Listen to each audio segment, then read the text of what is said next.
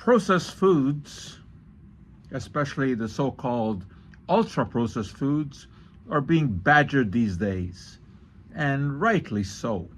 I mean, here's an example. This is the junkiest of the junk, and this is what our kids are doing. What do we have in this dip and lick? Well, inside of here you get a lollipop, and you get a little container of what looks like a syrup. What is the prime ingredient here? Sugar and sugar, and artificial colors and artificial flavors. And kids are told to take the lollipop and dip it into the syrup and then lick it. How ridiculous is that? That's not the kind of snack that we want our kids to be having. We want them to be eating this and this and this, not this. And it certainly is true, as the popular press has been saying now for a while, that some of these foods can be addictive, because research actually shows that dopamine levels in the brain, and this is the pleasure chemical, rise not only when we eat this kind of stuff, but also just with the anticipation of eating this.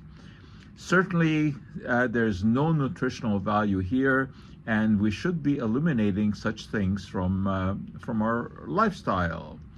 And that brings us to Robert Kennedy Jr., the new Secretary of Health and Human Services in the U.S. Why does it bring us there?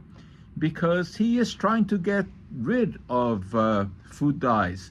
He's trying to upgrade the American diet.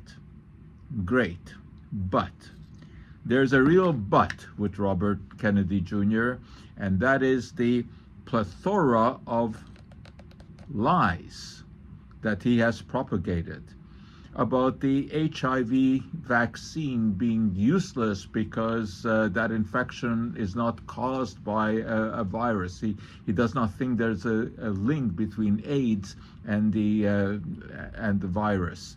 Then, of course, he said that the COVID-19 vaccine was the most dangerous vaccine ever. He links vaccines to autism. He thinks that fluoride reduces intelligence. He thinks that there were microchips in COVID-19 vaccine. He promoted hydroxychloroquine and ivermectin, bogus treatments for COVID-19. He thinks that seed oils are poisonous. And it goes on and on about the false claims that he has made. And I think, while we do give him credit for trying to improve the American diet and getting rid of some of the questionable additives, that is a good thing. But you know that even a blind squirrel sometimes finds an acorn, which is the situation we have here. But that doesn't mean that we give him freedom to kind of, prance around with all of the other nonsensical things that he says. So anyway, that for today is our show and tell.